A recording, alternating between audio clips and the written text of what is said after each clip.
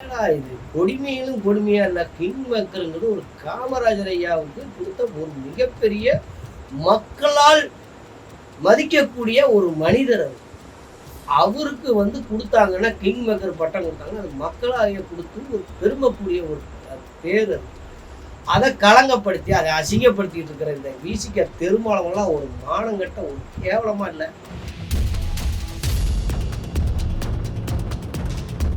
முத்துராமலிங்க தேவர் ஐயெல்லாம் சொத்து பத்துலாம் எழுதி கொடுத்த வரலாறு இருக்கு. இன்னைக்கு ஆதாரம் இருக்கு. அவரை கொலகாரன்னு சொன்னவங்கலாம் இன்னைக்கு அமைச்சர் இந்த பன்னி அரசு.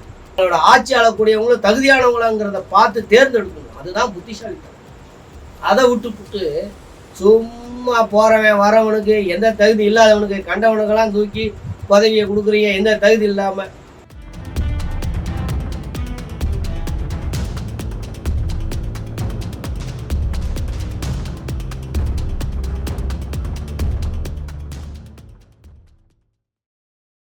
நாரதர் மீடியா நேயர் அனைவருக்கும் வணக்கம்.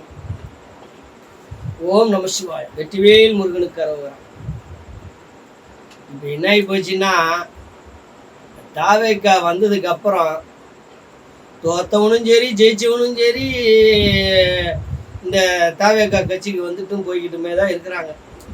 என்ன அப்படி போயிடுச்சுன்னா, இப்போ ஒரு பெரிய ஒரு பொருளி எவ்வளோ ஒரு இதை நடந்துக்கிட்டு இருக்குங்கிறது இப்போ இன்றைக்கி எல்லாருக்குமே தெரியும். இன்றைக்கி பொது வெளியில் அந்த அளவுக்கு இன்னைக்கு ஒரே பரபரப்பாக இருக்குது.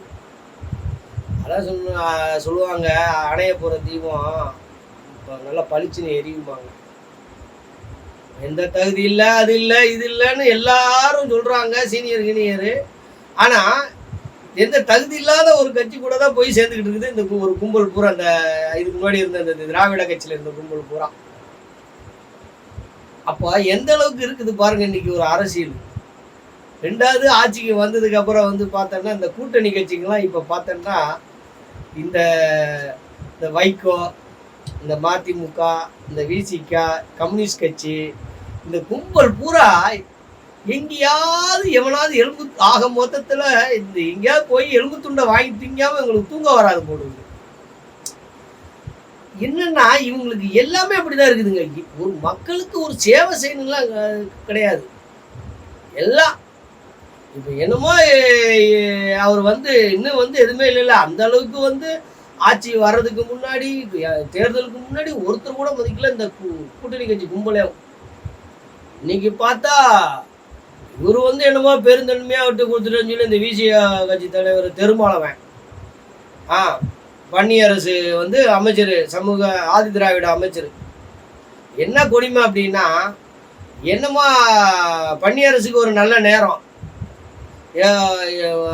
அவங்க இதே திருமாவளவன் 8 சீட்டில் ஒரு சீட்டு அவங்க அக்கா பொண்ணுக்கு ஏதோ சீட்டு கொடுத்துதான் ஒரு இது இருந்துச்சு பொறுப்பு.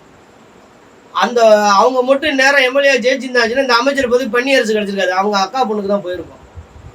என்ன பண்ணுறது, கால கொடுமை. நேரம் நல்லா இருக்குது, அந்த அமைச்சர் பதவி அங்கே போயிடுச்சு. உடனே இவர் என்னமோ பெருந்தன்மையாக கொடுத்துட்டாராம். அதனால டெல்லியில் இவரை கிங் மேக்கர்னு சொல்லி சொல்கிறாங்க.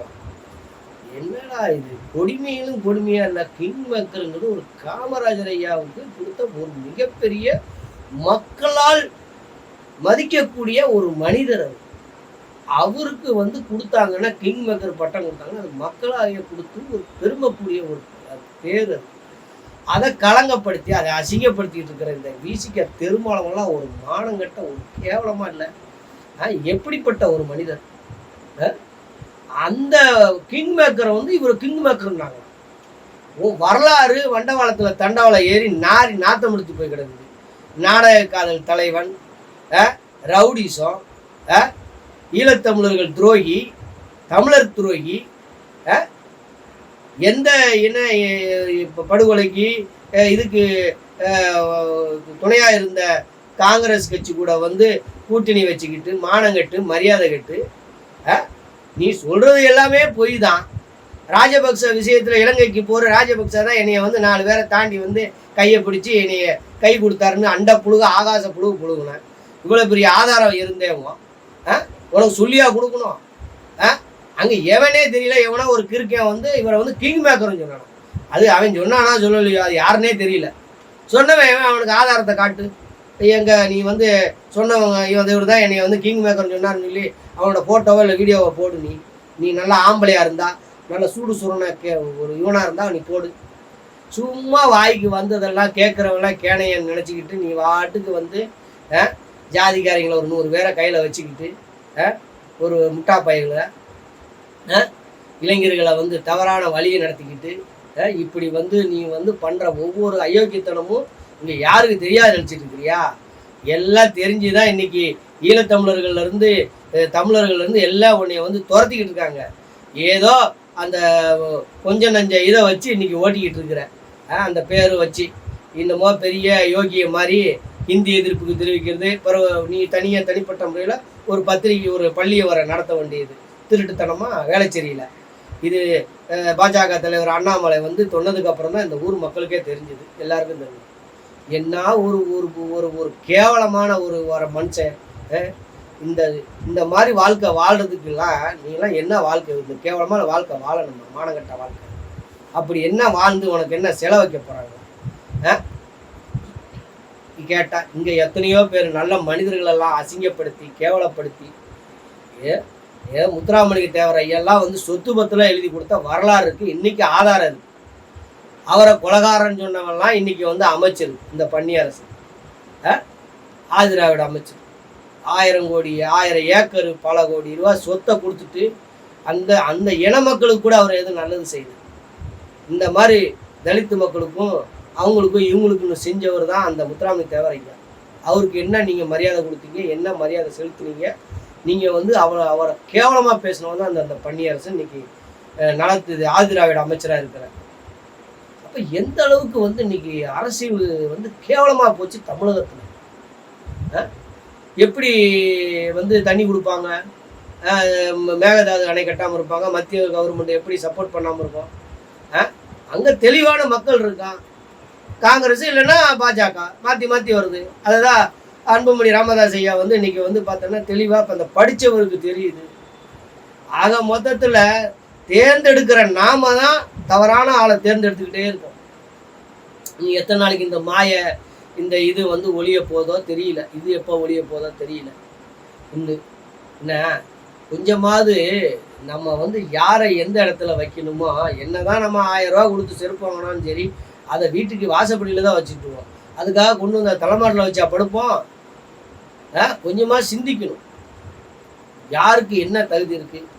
பிள்ளைய மட்டும் பகுமானமாக படிக்க வச்சுட்டா மட்டும் போதாது. தனியார் பள்ளிக்கூடத்தில் நம்மளோட ஆட்சி ஆளக்கூடியவங்களும் தகுதியானவங்களாங்கிறத பார்த்து தேர்ந்தெடுக்கணும். அதுதான் புத்திசாலித்தனம்.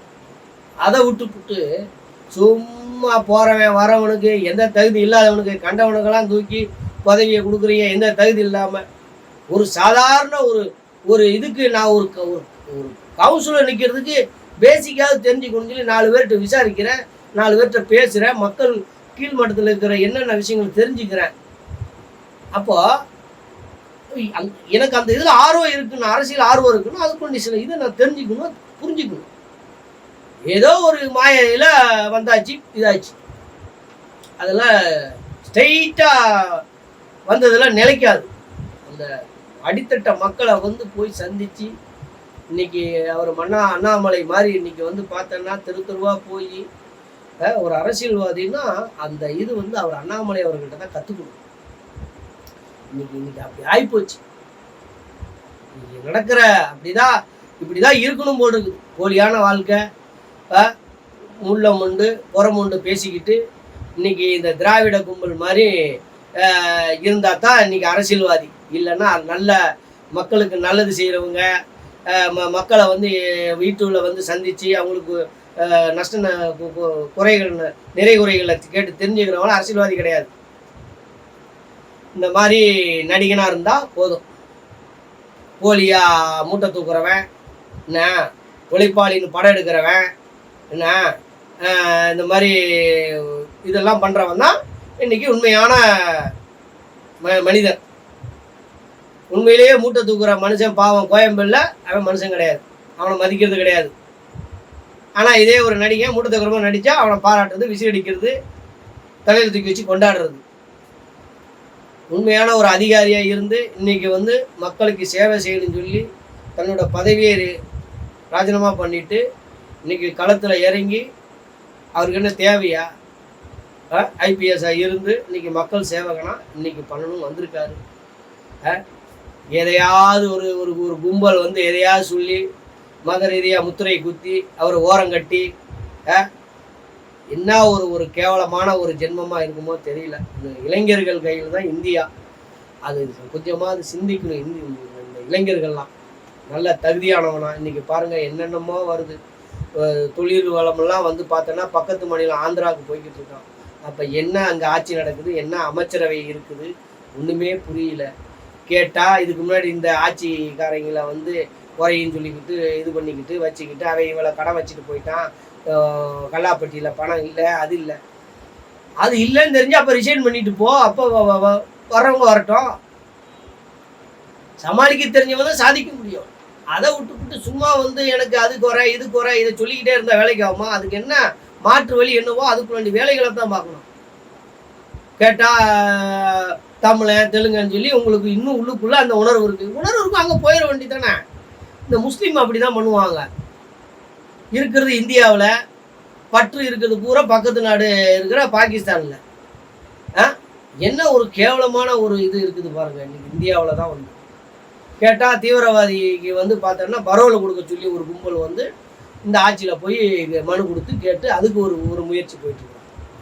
என்ன அரசியல் நடக்குது? கோயம்புத்தூரில் குண்டு வெடித்து இது பண்ணவங்க எத்தனை மக்கள் அதில். அதுக்கு துணையாக இருந்த ஒரு தீவிரவாதி 25 வருஷமாக இருக்கிறான்னா அவனெல்லாம் வாழ தகுதியே இல்லை. அவனால் தூக்கு தண்டனை போட்டு சாகடிக்கணும். அவனை வந்து இன்னைக்கு பரோலில் கொண்டு வரணுமா? என்னடா இது? என்ன கால கொடுமையாக இருக்குது. தமிழகத்துக்கு வந்து என்ன எவன் விட்ட சாவமோ இப்படி தமிழகன் மேலும் மேலும் வந்து இப்படி ஒரு ஆன்மீக இந்த பூமி நாசமாக போச்சு. ஆனால் நீங்கள்லாம் ஒரு கும்பல் அழிஞ்சு ஒழிஞ்சு போயிடுச்சு. இந்த திராவிட திமுக கும்பல் இன்னும் அடுத்து இது எப்போ என்ன நடக்க போதோ, இது என்னைக்கு ஒழிய போதோ அப்போ தான் இந்த தமிழகமும் நல்லாயிருக்கும். இதெல்லாம் மக்கள் இருக்கிற இளைஞர் கையில் தான் இருக்குது. இன்னும் இந்த இளைஞர்களும் ஒரு சில பேர் இன்னும் வந்து ஒரு சரியான சிந்தனை இல்லாமல் தான் இருக்குது. தயவு செய்து வந்து கைகூட்டி கும்பிட்டு கேட்டுக்கிறேன், கொஞ்சமாவது யோசிங்க. நான்லாம் அந்த அளவுக்கு வந்து படிக்காத, எனக்கே அவ்வளோ வயிற்றுச்சலாக இருக்குது. இப்படி போய் நம்ம பிள்ளைய படிக்க வைக்கணுங்க தனியார் பள்ளிகள்லாம் சேர்க்குறாங்க. என் பிள்ளைலாம் நான் தனியார் பள்ளிக்கூடம் படிக்கிறேன். எனக்கு படிக்கிற பிள்ளை எங்கன்னாலும் படிக்கும் அப்படின்னு நான் அரசு பள்ளியில் தான் படிக்க வச்சுக்கிட்டு இருக்கேன். அதுக்கே இங்கே நாக்கு தள்ளுது எங்களுக்கு. இன்னைக்கு அப்படி இருக்குது. என்ன அந்த பள்ளிக்கூடத்தில் ஒரு முறையான இது கிடையாது. அதனால் அதேமாரி இந்த அரசு ஆசிரியர்களுக்கு பிள்ளைங்கள்லாம் வந்து கவர்மெண்ட் பள்ளிக்கூடையில் படிக்க வைக்கணும். இவங்க நல்லா 60,000 70,000 சம்பளம் வாங்கிட்டு எல்லா தனியார் பள்ளிகளை படிக்க வச்சுக்கிட்டு ஒழுங்காக சொல்லி கொடுக்கறது இல்லை, காலமுக்கி விட சொல்கிறது, குப்பையல்ல சொல்கிறது, என்னென்ன கேவலமான அவலமான இவங்களுக்கெல்லாம் மனசாட்சிங்கிறது இருக்கா? உங்கள் வீட்டு பிள்ளைன்னா குப்பையல்ல சொல்லுவியா? அப்போ உன் வீட்டு பிள்ளைன்னா வேற, அடுத்த வீட்டு பிள்ளைன்னா வேற. என்னென்ன அநியாயம் பண்ணிக்கிட்டு கிடக்குறீங்க நீங்கள்லாம் வந்து. ஒழுங்காக ஒரு சர்டிஃபிகேட்டு ஒரு பள்ளிக்கூடத்துக்கு மாற்றி போகும்போது ஒரு சர்டிஃபிகேட்டு ஒழுங்காக கொடுக்கறதில்ல, தப்பு தப்பாக கொடுக்க வேண்டியது. கேட்டால் வாங்க நாங்கள் மாற்றி தரோன்னு அசால்ட்டாக சொல்ல வேண்டியது. என்ன ஒரு கேவலமான ஒரு செயலெல்லாம் நீங்கள் பண்ணிக்கிட்டு இருக்கிறீங்க. இந்த அரசு பள்ளியில் இருக்கிற ஆசிரியர்கள்லாம் மகா மட்டமான ஒரு ஆட்சியை வந்து இன்றைக்கி நடக்குது.